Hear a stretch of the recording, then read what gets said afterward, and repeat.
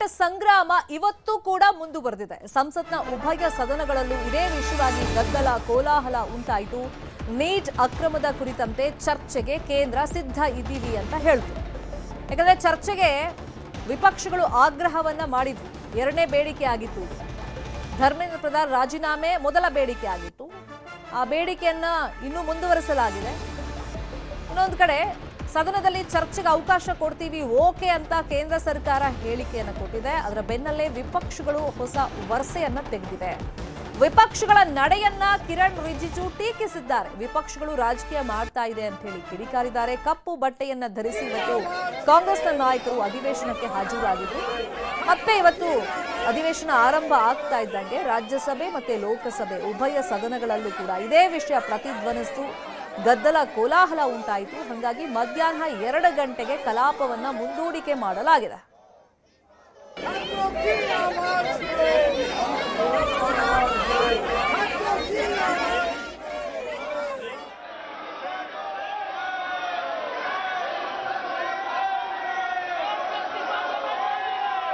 माननीय सदस्यगण, अभी प्रश्नकाल है। प्रश्नकाल ರಾಹುಲ್ ಗಾಂಧಿ ಸೇರಿದಂತೆ ವಿಪಕ್ಷಗಳ ಪ್ರತಿಭಟನೆ ಹಿನ್ನೆಲೆಯಲ್ಲಿ ಕೇಂದ್ರ ಶಿಕ್ಷಣ ಸಚಿವ ಧರ್ಮೇಂದ್ರ ಪ್ರಧಾನ್ ಅವರು ಪ್ರತಿಕ್ರಿಯೆಯನ್ನ ಕೊಟ್ಟಿದ್ದಾರೆ. ರಾಹುಲ್ ಗಾಂಧಿ ಅವರ ಹೋರಾಟ ರಾಜಕೀಯ ಅಂತ ಹೇಳಿ ಕಿಡಿಕಾರಿದ್ದಾರೆ. ಕೇಂದ್ರ ಸರ್ಕಾರ ಸಂಸತ್ನಲ್ಲಿ ನೀಟ್ ಬಗ್ಗೆ ಚರ್ಚೆಗೆ ಸಿದ್ಧ ಅಂತ ಹೇಳಿದೆ.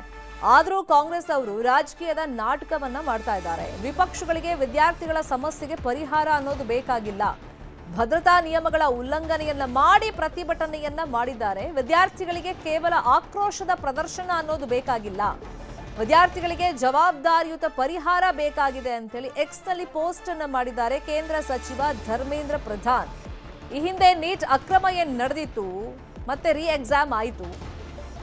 ಈಗ ವಿದ್ಯಾರ್ಥಿಗಳ ಭವಿಷ್ಯದ ಜೊತೆಯಲ್ಲಿ ಸರ್ಕಾರ ಚೆಲ್ಲಾಟ ಆಡ್ತಿದೆ ಅಂತ ಹೇಳಿ ಸಾಕಷ್ಟು ಆಕ್ರೋಶ ದೇಶಾದ್ಯಂತ ವ್ಯಕ್ತವಾಗಿತ್ತು. ಅದಕ್ಕೆ ಹೊಣೆಗಾರರನ್ನಾಗಿ ಧರ್ಮೇಂದ್ರ ಪ್ರಧಾನ್ ಅವರನ್ನ ಮಾಡಿ ಅವರು ತಮ್ಮ ಸ್ಥಾನಕ್ಕೆ ರಾಜೀನಾಮೆ ಕೊಡಬೇಕು ಅನ್ನೋ ಕೂಗು ಈ ಹಿಂದಿನಿಂದಲೂ ಎದ್ದಿತ್ತು. ಆದರೆ ಈಗ ಅದು ತೀವ್ರ ಸ್ವರೂಪವನ್ನ ಪಡ್ಕೊಂಡಿದೆ. ಇನ್ನು ತಮ್ಮ ಮೇಲೆ ಪ್ರತಿಭಟನೆ ವ್ಯಕ್ತವಾಗ್ತಿರೋದಕ್ಕೆ ಧರ್ಮೇಂದ್ರ ಪ್ರಧಾನ್ ಅವರು ಕಾಂಗ್ರೆಸ್ನವರು ರಾಜಕೀಯ ನಾಟಕ ಆಡ್ತಾ ಇದ್ದಾರೆ ವಿದ್ಯಾರ್ಥಿಗಳನ್ನ ಮುಂದಿಟ್ಕೊಂಡು ಅಂತ ಹೇಳಿ ಕಿಡಿಕಾರಿದ್ದಾರೆ.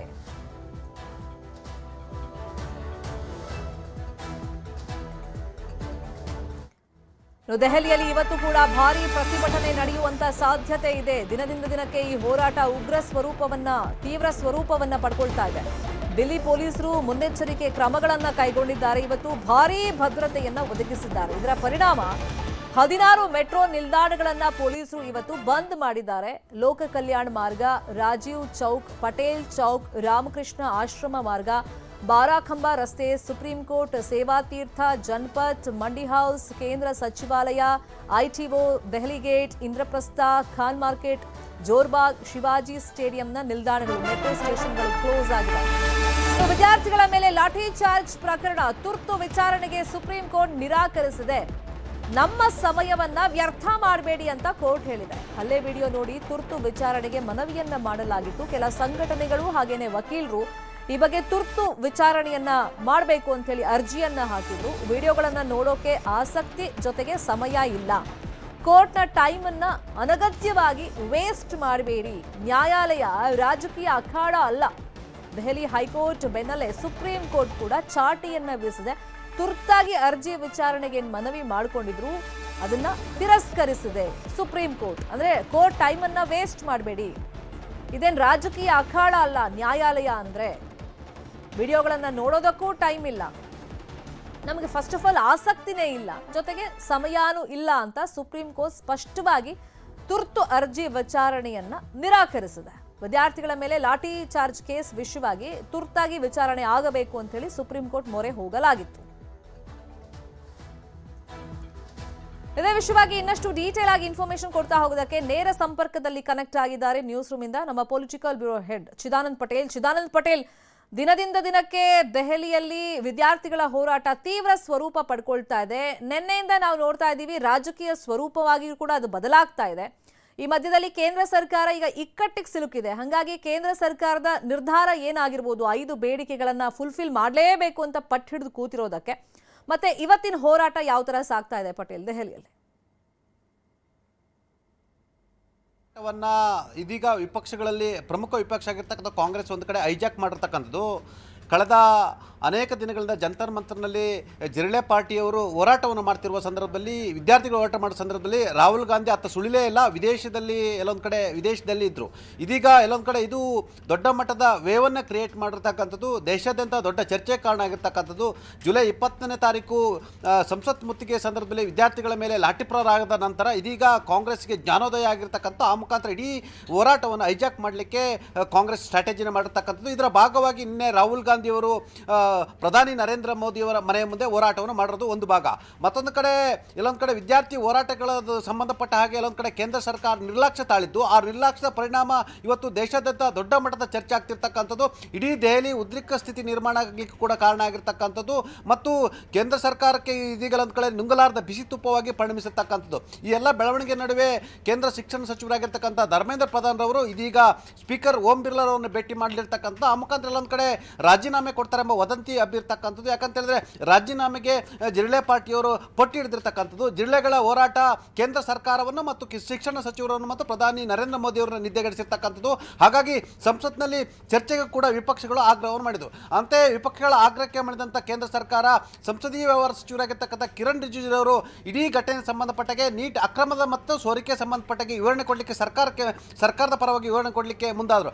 ಆದರೆ ವಿಪಕ್ಷಗಳು ಇದೀಗ ಹೊಸ ಬೇಡಿಕೆ ಇಟ್ಟಿರ್ತಕ್ಕಂಥದ್ದು, ಧರ್ಮೇಂದ್ರ ಪ್ರಧಾನ್ ರವರ ರಾಜೀನಾಮೆಯ ಬಳಿಕ ನಾವು ಚರ್ಚೆಗೆ ಸಿದ್ಧರಾಗಿದ್ದೇವೆ ಮತ್ತು ರಾಜೀನಾಮೆಯನ್ನು ಪಡೆದುಕೊಂಡು ತಾವು ಅಧಿವೇಶನದಲ್ಲಿ ಸಂಸತ್ನಲ್ಲಿ ಚರ್ಚೆಯನ್ನು ಮಾಡಿ ಅಂತೇಳಿ ಇದೀಗ ಸರ್ಕಾರಕ್ಕೆ ಮರು ಸವಾಲು ಎಸ್ತಿರ್ತಕ್ಕಂಥದ್ದು. ಇದು ಕೂಡ ಸರ್ಕಾರಕ್ಕೆ ತಲೆನೋವಾಗಿರ್ತಕ್ಕಂಥದ್ದು. ಈ ಎಲ್ಲದ ನಡುವೆ ಇದೀಗ ಸಂಸತ್ ಭವನದ ಮುಂದೆ ಇದೀಗ ವಿಪಕ್ಷಗಳು ಪ್ರತಿಭಟನೆಯನ್ನು ಮಾಡ್ತಿರ್ತಕ್ಕಂಥದ್ದು.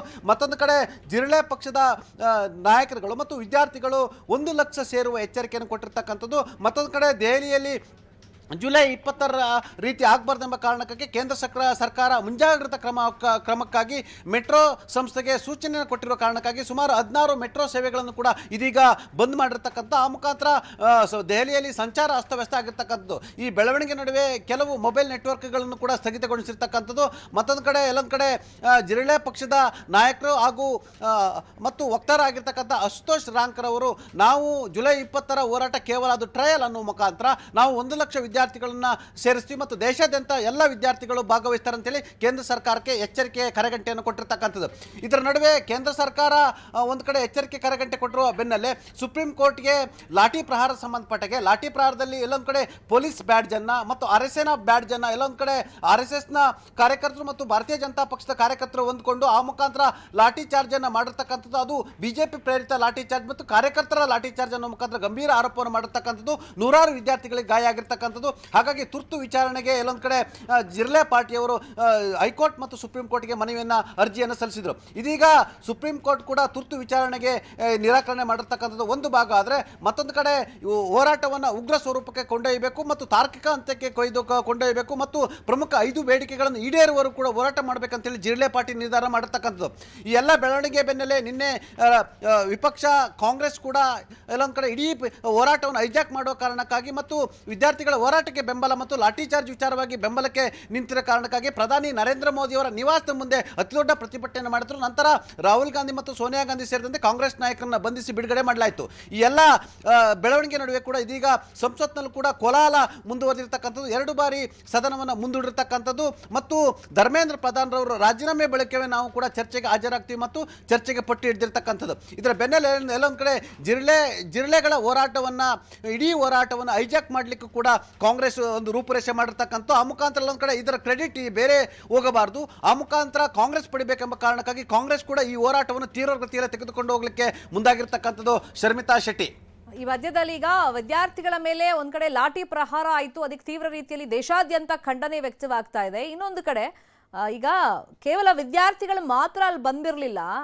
ಈಗ ಏನು ವಿಪಕ್ಷಗಳು ಆರೋಪ ಮಾಡ್ತಾ ಇವೆ, ಈಗ ಲಾಠಿ ಪ್ರಹಾರ ಮಾಡಿದ್ದು ಕೇವಲ ಪೊಲೀಸರು ಮಾತ್ರ ಅಲ್ಲ, ಸಂಘ ಪರಿವಾರದವ್ರನ್ನು ಕರೆಸ್ಕೊಂಡಿದ್ರು ಅಂತ ಏನು ಹೇಳ್ತಾ ಇದ್ದಾರೆ. ಈ ಮಧ್ಯದಲ್ಲಿ ಅಲ್ಲಿ ಬಂದವರು ಕೇವಲ ವಿದ್ಯಾರ್ಥಿಗಳಲ್ಲ, ಗೂಂಡಾಗಳು ಬಂದಿದ್ರು, ಗೂಂಡಾಗಳಂತೆ ವರ್ತಿಸ್ತಾ ಇದ್ರು. ಅಂದ್ರೆ ಉದ್ವಿಗ್ನ ಪರಿಸ್ಥಿತಿ ಕ್ರಿಯೇಟ್ ಮಾಡಕ್ಕೆ ಅಂತಾನೆ ಕೆಲವು ಕಿಡಿಗೇಡಿಗಳು ಬಂದಿದ್ರು ಅಂತ. ಅದ್ರ ಬಗ್ಗೆ ತನಿಖೆ ಎರಡೂ ಆಯಾಮದಲ್ಲಿ ತನಿಖೆ ಆಗಬೇಕಾಗಿರ್ತಕ್ಕಂಥದ್ದು. ಒಂದು ಕಡೆ ಇಡೀ ಲಾಠಿ ಪ್ರಹಾರದ ಹಿಂದೆ ಒಂದಷ್ಟು ಸಂಚು ಅಡಗಿದೆ ಅಂತೇಳಿ ಜಿರಳೆ ಪಕ್ಷ ಆರೋಪವನ್ನು ಮಾಡಿರ್ತಕ್ಕಂಥದ್ದು ಮತ್ತು ವಿಪಕ್ಷಗಳು ಆರೋಪವನ್ನು ಮಾಡಿರ್ತಕ್ಕಂಥದ್ದು. ಇದರ ಬೆನ್ನಲ್ಲೇ ವಿದ್ಯಾರ್ಥಿ ಹೋರಾಟಕ್ಕೆ ಬೆನ್ನೆಲುಬಾಗಿ ನಿಲ್ತೀವಿ ಅಂತೇಳಿ ಬೇರೆ ಬೇರೆ ಮತೀಯ ಸಂಚುಗಳು ಕೂಡ ಕೈ ಜೋಡಿಸಿ ಅಂತೇಳಿ ಗಂಭೀರ ಆರೋಪ ಬಂದಿರತಕ್ಕಂಥ ಆ ಮುಖಾಂತರ ಪವಿತ್ರ ಸ್ಥಳವಾಗಿರ್ತಕ್ಕಂಥ ಸಂಸತ್ ಭವನಕ್ಕೆ ಮುತ್ತಿಗೆ ಯತ್ನ ಮಾಡುವ ಮುಖಾಂತರ ಕಾನೂನನ್ನು ಕೈಗೆ ತೆಗೆದುಕೊಳ್ಳುವ ಮುಖಾಂತರ ಎಲ್ಲೊಂದು ಕಡೆ ಕಾನೂನು ಸುವ್ಯವಸ್ಥೆಯನ್ನು ಅವ್ಯವಸ್ಥೆ ಮಾಡಬೇಕೆಂಬ ಕಾರಣಕ್ಕಾಗಿ ಒಂದಷ್ಟು ಸ್ಟ್ರಾಟಜಿ ನಡೆದಿತ್ತು ಮತ್ತು ರೂಪರೇಷೆ ನಡೆದಿತ್ತು. ಇದಕ್ಕೆ ಬೇರೆ ಬೇರೆಯವರು ಕೂಡ ಕೈ ಜೋಡಿಸಿದ್ರು ಮತ್ತು ಬಿಜೆಪಿ ಸರ್ಕಾರದ ವಿರೋಧಿಗಳು ಕೈ ಜೋಡಿಸಿದ್ರು, ಮತೀಯ ಶಕ್ತಿಗಳು ಕೈ ಜೋಡಿಸಿದ್ರು ಅಂತೇಳಿ ಗಂಭೀರ ಆರೋಪಗಳು ಕೇಳಿ ಬಂದಿರತಕ್ಕಂಥದ್ದು. ಹಾಗಾಗಿ ಸಂಬಂಧಪಟ್ಟಾಗೆ ಎರಡೂ ಆಯಾಮದಲ್ಲಿ ತನಿಖೆ ಆಗಬೇಕಂತೇಳಿ ಈಗಾಗಲೇ ಚರ್ಚೆ ಆಗ್ತಿರ್ತಕ್ಕಂಥದ್ದು. ಮತ್ತೊಂದು ಕಡೆ ಭಾರತೀಯ ಜನತಾ ಪಕ್ಷದ ಅನೇಕ ನಾಯಕರುಗಳು ಮತ್ತು ವಕ್ತಾರರು ಮತ್ತು ಸರ್ಕಾರದ ವಕ್ತಾರರು ಕೂಡ ಇದೀಗ ಎಲ್ಲೊಂದು ಕಡೆ ವಿದ್ಯಾರ್ಥಿ ಹೋರಾಟ ಆಗಿರಲಿಲ್ಲ, ಆ ವಿದ್ಯಾರ್ಥಿ ಹೋರಾಟದಲ್ಲಿ ಮತೀಯ ಶಕ್ತಿಗಳು ಸೇರ್ಕೊಂಡಿದ್ದು, ಆ ಮುಖಾಂತರ ಕೇಂದ್ರ ಸರ್ಕಾರವನ್ನು ಅಸ್ಥಿರಗೊಳಿಸುವ ಒಂದು ಷಡ್ಯಂತ್ರ ನಡೆದಿತ್ತು. ಆ ಮುಖಾಂತರ ಸಂಸತ್ ಭವನಕ್ಕೆ ಮುತ್ತಿಗೆ ಹಾಕುವ ಮುಖಾಂತರ ಇಡೀ ಕಾನೂನು ಸುವ್ಯವಸ್ಥೆ ಮತ್ತು ಇಡೀ ಕಾನೂನಿಗೆ ಎಲ್ಲೊಂದು ಕಡೆ ಸವಾಲಾಗುವಂಥ ಸ್ಥಿತಿ ನಿರ್ಮಾಣ ಆಗಿತ್ತು. ಹಾಗಾಗಿ ಅನಿವಾರ್ಯವಾಗಿ ಕಾನೂನನ್ನು ಪಾಲನೆ ಮಾಡುವ ಕಾರಣಕ್ಕಾಗಿ ಲಾಠಿ ಚಾರ್ಜ್ ಅಂತ ಅನಿವಾರ್ಯತೆಗೆ ಒಳಗಾಗಬೇಕಾಗಿತ್ತು ಅಂತ ಹೇಳಿರುವಂಥದ್ದು. ಮತ್ತೊಂದು ಕಡೆ ಕೇಂದ್ರ ಶಿಕ್ಷಣ ಸಚಿವ ಧರ್ಮೇಂದ್ರ ಪ್ರಧಾನ್ ರವರು ನೈತಿಕ ಹೊಣೆ ಹೊತ್ತು ರಾಜೀನಾಮೆ ಕೊಡುವ ಬದಲು ಎಲ್ಲೊಂದು ಕಡೆ ಇಡೀ ಹೋರಾಟ ರಾಜಕೀಯ ಹೋರಾಟ ಅನ್ನೋ ಮುಖಾಂತರ ಉರಿಯುವ ಬೆಂಕಿಗೆ ಮತ್ತಷ್ಟು ತುಪ್ಪವನ್ನು ಹಾಕಿದ್ದಾರೆ ಎಂಬ ಮಾತು ಕೂಡ ಕೇಳಿ ಬಂದಿರತಕ್ಕಂಥದ್ದು. ಎಲ್ಲೊಂದು ಕಡೆ ರಾಜಕೀಯ ಹೋರಾಟ ಅಂತ ಹೇಳಿಕೆ ಕೊಟ್ಟಿರ್ತಕ್ಕಂಥದ್ದು. ಇದೀಗ ಜಿರಳೆ ಪಕ್ಷದ ಅನೇಕ ಕಾರ್ಯಕರ್ತರು ಮತ್ತು ವಿದ್ಯಾರ್ಥಿಗಳನ್ನ ಮತ್ತಷ್ಟು ಕೆರಳಿಸಿರ್ತಕ್ಕಂಥದ್ದು ಮತ್ತು ವಿಪಕ್ಷಗಳನ್ನು ಕೆರಳಿಸಿರ್ತಕ್ಕಂಥದ್ದು. Sharmitha Shetty. Fine, thank you Chidanand Patel. ದಿಲ್ಲಿಯಲ್ಲಿ ನೀಟ್ ಸಂಘರ್ಷ ಹಿನ್ನೆಲೆಯಲ್ಲಿ ನಿನ್ನೆ ರಾಹುಲ್ ಗಾಂಧಿ ಅವರನ್ನ ವಶಕ್ಕೆ ಪಡೆಯಲಾಗಿತ್ತು. ಇದಕ್ಕೆ ದೇಶಾದ್ಯಂತ ಕಾಂಗ್ರೆಸ್ನ ಕಾರ್ಯಕರ್ತರು ತೀವ್ರ ರೀತಿಯಲ್ಲಿ ಆಕ್ರೋಶವನ್ನ ವ್ಯಕ್ತಪಡಿಸ್ತಾ ಇದ್ದಾರೆ. ಅದರ ಭಾಗವಾಗಿ ಬೆಂಗಳೂರಲ್ಲಿ ಮಲ್ಲೇಶ್ವರಂನ ಬಿಜೆಪಿ ಕಚೇರಿಗೆ ಕಾಂಗ್ರೆಸ್ನ ಕಾರ್ಯಕರ್ತರು ಮುತ್ತಿಗೆ ಹಾಕೋ ಪ್ರಯತ್ನವನ್ನ ಮಾಡಿದ್ರು. ಯೂತ್ ಕಾಂಗ್ರೆಸ್ ಕಾರ್ಯಕರ್ತರು ಪ್ರತಿಭಟನೆಯನ್ನ ಮಾಡಿದ್ರು, ಬಿಜೆಪಿ ವಿರುದ್ಧ ಧಿಕ್ಕಾರಗಳನ್ನ ಕೂಗಿದ್ರು, ಆಕ್ರೋಶವನ್ನ ವ್ಯಕ್ತಪಡಿಸಿದ್ರು, ಪ್ಲೇಕಾರ್ಡ್ಗಳನ್ನ ಹಿಡಿದು ತಂದಿದ್ರು ಕಾಂಗ್ರೆಸ್ನ ಕಾರ್ಯಕರ್ತರು. ಕೂಡಲೇ ಪ್ರತಿಭಟನಾಕಾರರನ್ನ ಪೊಲೀಸರು ವಶಕ್ಕೆ ಪಡೆದು ಬಸ್ ಅಲ್ಲಿ ಅವರನ್ನ ಎಳ್ಕೊಂಡು ಹೋಗಿದ್ದಾರೆ. ಇನ್ನೊಂದು ಕಡೆ ಕೆಪಿಸಿಸಿ ಕಾನೂನು ಪ್ರಕೋಷ್ಠದ ವತಿಯಿಂದ ಕೆಪಿಸಿಸಿ ಕಚೇರಿ ಮುಂಭಾಗದಲ್ಲೂ ಪ್ರತಿಭಟನೆಯನ್ನ ನಡೆಸಲಾಗ್ತಾ ಇದೆ. ದೆಹಲಿಯಲ್ಲಿ ವಿದ್ಯಾರ್ಥಿಗಳ ಮೇಲಿನ ಲಾಠಿ ಚಾರ್ಜ್ ವಿರುದ್ಧ ಆಕ್ರೋಶವನ್ನ ವ್ಯಕ್ತಪಡಿಸಲಾಗಿದೆ.